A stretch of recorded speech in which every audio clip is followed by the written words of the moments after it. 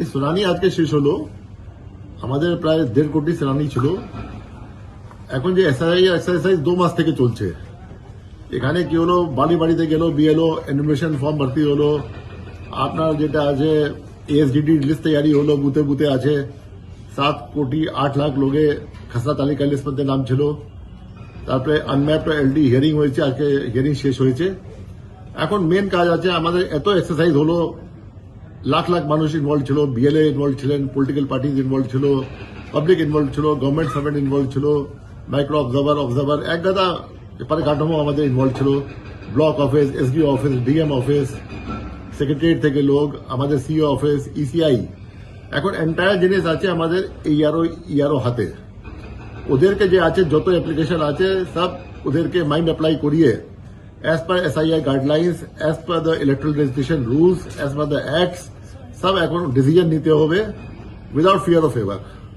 আমাদের একটাই উদ্দেশ্য ছিল গোটা এসআই এক্সারসাইজ যে ফ্রি অ্যান্ড ফেয়ার একটা রোল তৈরি করতে হবে, যেখানে কোনো যে ভোটার আছে যে এলিজিবল আছে ও বাদ যাবে না, কোনো ভোটার যেটা ইনএলিজিবল আছে ঢুকবে না লিস্ট মধ্যে। তো আমাদের এক্সারসাইজ চললো। এখন ফাইনাল ডিসিশন মেকিং স্টেজে যেটা আছে, এরা সব পেপার দেখে, তথ্য দেখে, rather than going on any emotion and all, dispose করুক। এন্ড আমরা চাই কি 28 তারিখে একটা neat and clean electoral roll যেটা আছে, আমরা বলতে পারবো কি পশ্চিমবঙ্গে electoral roll is one of the best in the country. যারা শুনানিতে অংশগ্রহণ করলো না তাদের ক্ষেত্রে কতদিন করলো না, তাদের ক্ষেত্রে কি শুনানি অংশগ্রহণ করেননি ওটা আমার কাছে সঠিক সব ডেটা নেই, কিন্তু যার নাম খসড়া তালিকা মধ্যে ছিল আর সাপোজ ফাইনাল লিস্ট মধ্যে নেই, প্রত্যেক নাম বাদ হবে, একটা অর্ডার পাবেন। এন্ড অর্ডার পরে ওদের আপিল করার সুযোগ আছে। আপিল করার সুযোগ আছে আগে ডিও কাছে, তারপরে সিও কাছে। They can always get the names back. যদি কোনো ভুল ভ্রান্তি হয়ে গেছে, কিছু হয়ে গেছে, দে ক্যান অলওয়েজ আপিল। আর ডকুমেন্ট থাকবে তো they can appeal and get it done through DO. আর ডিও ওখানে না হবে, they can appeal to the CO.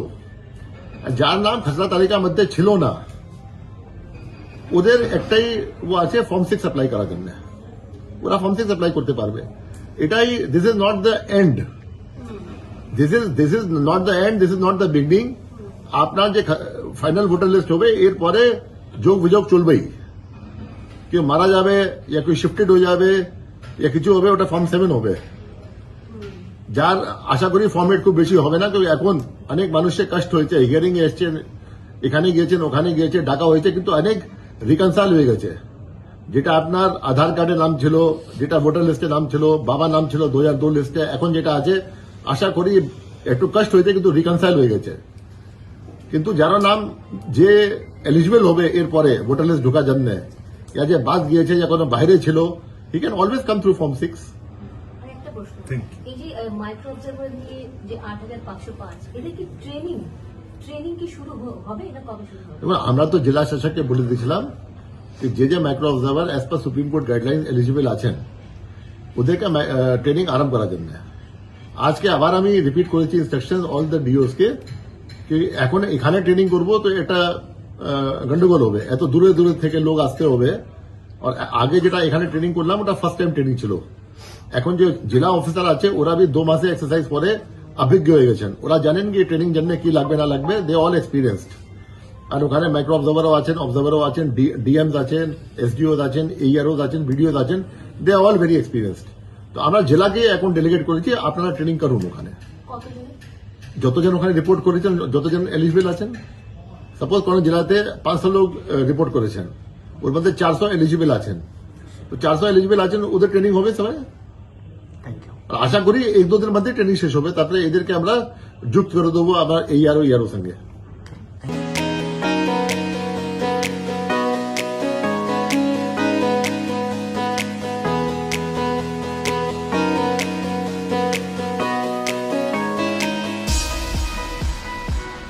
আমাদের সব থেকে মানে এখানে আশেপাশে দেখছি একটু খাবার একটু অসুবিধা হচ্ছিল, তো আমি দেখলাম কি এখানে একটা ছোট্ট একটা চায়ের দোকান করব। তারপরে চায়ের দোকান থেকে ভাবছি ছোট একটা ধাবা করে দিচ্ছি। ছোট ধাবা থেকে দেখছি এবার একটু সাজিয়ে দিই। এই আস্তে আস্তে করতে করতে এইভাবে হয়ে যাবে, আমি নিজেও ভাবতে পারিনি।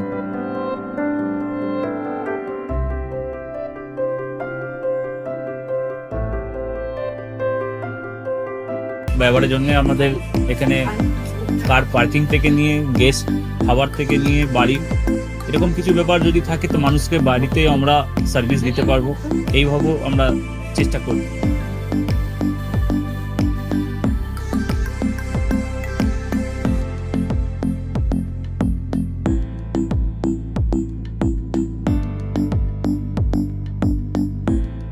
একদম সাধারণ, বাইরে থেকে অনেক চিপ বেস্টের মধ্যে খাওয়াটা কোয়ালিটিটা সবসময় পাবেন। একবার আমি মানুষকে একবারই বলবো কি একবার আমাদের কাছে এসে একবার টেস্ট করে যাবেন। দুপুরবেলা থেকে আরম্ভ আমাদের খাওয়া, থালা, বেঙ্গলি থালা, চাইনিজ ফুড সবই আছে, একবার এসে টেস্ট করে যাবেন।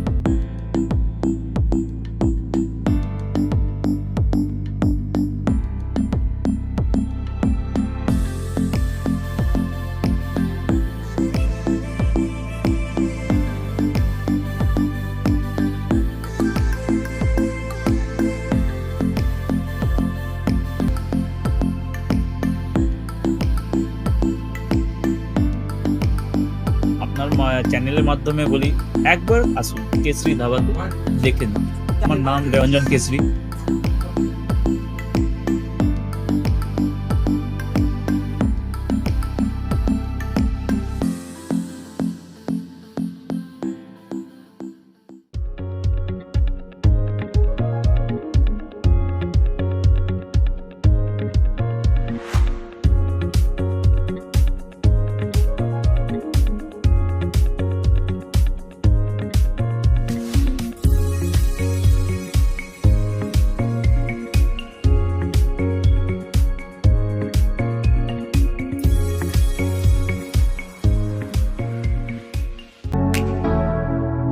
Keshari lighthouse, Keshari lighthouse এবং কেশরী লাইট হাউস নিজেদের রান্নাঘরকে আরো অত্যাধুনিকভাবে সাজাতে সমস্ত কিছু পেতে চলে আসুন নৈহাটি গৌরীপুর চৌমাথা বাজার কেশরী লাইট হাউস।